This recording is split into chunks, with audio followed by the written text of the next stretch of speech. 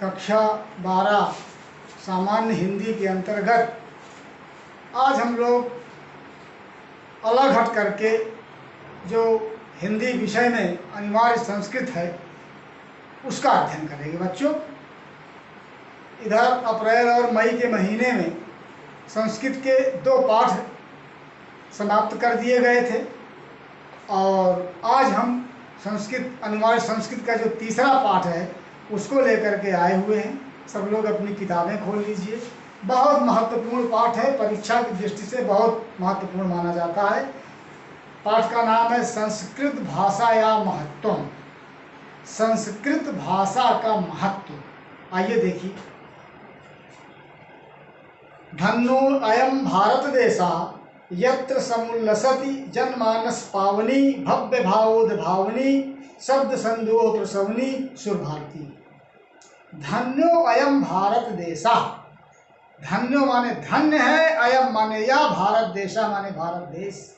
यह भारत देश धन्य है, यत्र जहाँ समुल्लसति सुशोभित होती है, जनमानस पावनी जनमानस को पवित्र करने वाली, भव्य भावोद भावनी।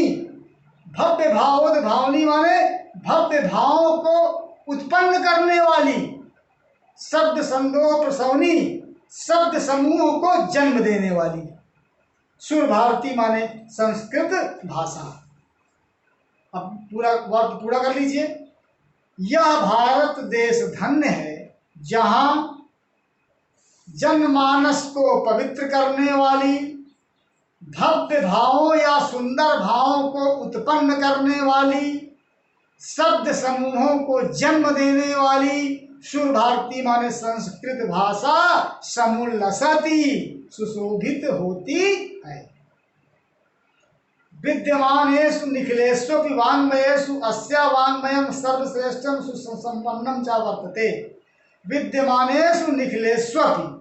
विद्यमानेषु माने विद्यमान माने मौजूद, वर्तमान समय में जो मौजूद है उसको विद्यमान कहा जाता है। विद्यमान या वर्तमान में, निखिलेष्वपि माने सभी, निखिलेष्वपि माने सभी, वाङ्मयेषु माने भाषाओं में, अस्या वाङ्मयम् यह भाषा, सर्वश्रेष्ठम सुसंपन्नम च सर्वश्रेष्ठ और सुसंपन्न है।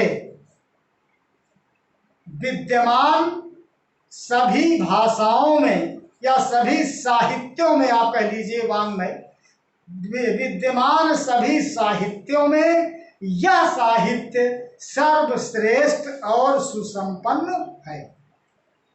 इयमेव भाषा संस्कृत नाम्ना भी लोके प्रथिता अस्ति। इयमेव भाषा, ये भाषा, संस्कृत नाम्ना माने संस्कृत के नाम से, लोके माने संसार में, प्रथिता अस्ति माने प्रसिद्ध है। यह भाषा संस्कृत के नाम से संसार में प्रसिद्ध है। अस्माकं रामायण महाभारत ऐतिहासिक ग्रंथा चत्वारो वेदा सर्वा उपनिषदा अष्टादश पुराणानि अन्यानि च महाकाव्य नाट्यादीनि अस्यामेव भाषायां लिखितानि सन्ति। अस्माकं रामायण, हमारी रामायण, महाभारत ऐतिहासिक ग्रंथ, चत्वारो वेदा माने चारों वेद, सर्वा उपनिषदा सभी उपनिषद, अष्टादश पुराणानि 18 पुराण, अन्यानि च और दूसरे, महाकाव्य नाट्यादीनि महाकाव्य और नाटक आदि, अस्यामेव भाषायाम इसी ही भाषा में, लिखितानि सन्ति माने लिखे गए हैं। अब पूरा कर लीजिए। हमारी रामायण, महाभारत ऐतिहासिक ग्रंथ, 4 वेद, सभी उपनिषद, 18 पुराण और दूसरे महाकाव्य नाटक आदि इसी ही भाषा में लिखे गए हैं। यमेव भाषा सर्वासाम आर्य भाषाणाम जननीति मन्यते भाषा तत्व विदिद्धि। यमेव भाषा, इसी भाषा को, सर्वासाम आर्य भाषाणाम सभी आर्य भाषाओं की, जननी की माने जननी, मन्यते माने मानते हैं, भाषा तत्व विदिद्धि माने भाषा तत्व के जानकार या विद्वान। भाषा तत्व के विद्वान लोग इस भाषा को सभी आर्य भाषाओं की जननी मानते हैं। संस्कृतस्थ गौरवम बहुविध ज्ञानास्त्रोक्तम व्यापकत्वम च न कस्यापि दृष्टेर विषया। संस्कृतस्थ गौरवम, संस्कृत का गौरव, बहुविध ज्ञानाश्रयत्वम, बहुत प्रकार से ज्ञान का आश्रय, व्यापकत्वम च, और उसकी व्यापकता, न कस्यापि किसी से भी, न दृष्टेर विषया माने छिपी नहीं है। फिर से, संस्कृत का गौरव, बहुत प्रकार के ज्ञान का आश्रय और व्यापकता किसी से भी छिपी नहीं है।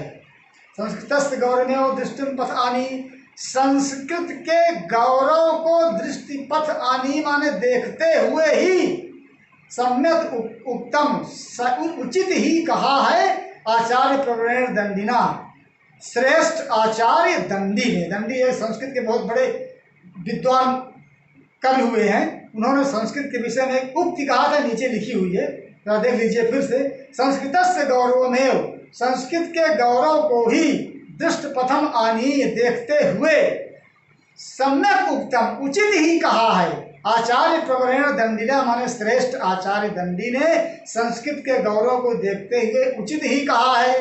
देखिए क्या कहा है, संस्कृतम नाम दैवी वागान व्याख्याता महर्षि। संस्कृत नाम दैवी वागान, संस्कृत को दैवी वागान माने देववाणी, दैवी वागान देवताओं की वाणी, व्याख्याता माने कहा है, नाम कहा है, उसका नाम दिया है महर्षि भी माने महर्षियों ने। महर्षियों ने संस्कृत को देववाणी का नाम दिया है। किसने कहा? ये दंडी ने कहा। ये जो उक्ति है ये दंडी की कही हुई है कि महर्षियों ने संस्कृत को देववाणी का नाम दिया है। संस्कृत को देववाणी भी कहा जाता है कि देवता लोगों की वाणी संस्कृत ही है।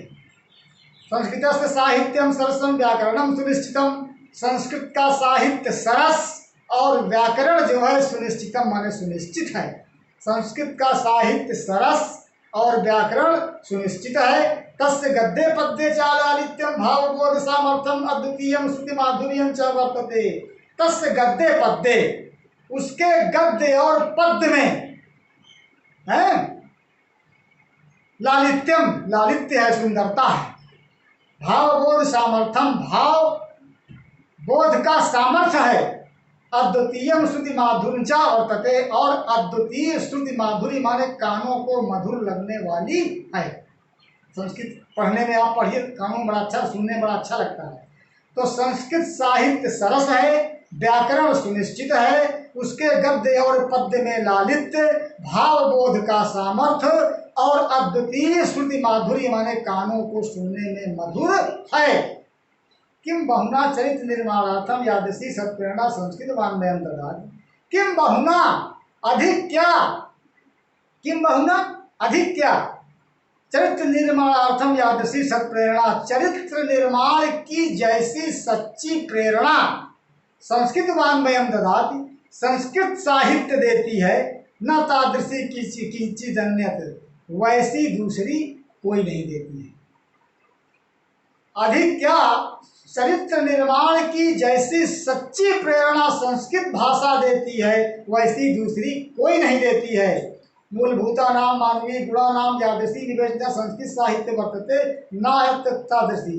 मूलभूता नाम माने मूलभूत, मानवीय गुणा नाम मानवीय गुणों की यादृशी विवेचना जैसी विवेचना संस्कृत साहित्य वर्तते, संस्कृत साहित्य में मिलता है। न अन्यत्र तादृशी, न अन्यत्र माने दूसरी जगह, तादृशी माने वैसी नहीं मिलती है। मूलभूत मानवीय गुणों की जैसी विवेचना संस्कृत साहित्य देता है, वैसी दूसरी जगह नहीं मिलती है। दया, दानम, शौचम, औदार्यम, अनसूया, क्षमा, अनेके च गुणा अस्य साहित्यस्य अनुशीलेन संजायते। दया, दान, शौचम माने पवित्रता, औदार्यम माने उदारता, अनसूया माने ईर्ष्या न करना, क्षमा, अन्य चाहने के गुण और दूसरे बहुत से गुण, अस्य साहित्यस्य अनुशीलन संजायते, इस साहित्य के अनुशीलन माने पढ़ने से, संजायते माने उत्पन्न होते हैं। क्या है? दया, दान, पवित्रता, उदारता, ईर्ष्या करना, क्षमा और दूसरे बहुत से गुण इस साहित्य के पढ़ने से संजायते माने उत्पन्न होते हैं। संस्कृत साहित्य आदि कवि वाल्मीकि महर्षि व्यासा कविकुल कालिदासा अन्य च भास भारती भावभूति बहुभूत्यादयो महाकव्या स्वकीय ग्रंथ रचने अध्यात्म पाठका नाम हृदय विराजते। संस्कृत साहित्य के आदि कवि वाल्मीकि, महर्षि व्यास, कविकुल गुरु कालिदास, अन्य चा और दूसरे, भास भारवी, भवभूति आदि महाकवि, महाकवि माने जैसे संस्कृत के महाकवि हैं, भास है, भवभूति है, भारवी है, सो कि यही ग्रंथ रत्न, सो कि यही माने अपने ग्रंथ रत्न माने ग्रंथ रत्नों से अध्यात्म पाठका नाम हृदय विराजनते, आज भी पाठका नाम माने पाठकों के, हृदय माने हृदय में, विराजनते माने विराजमान हैं।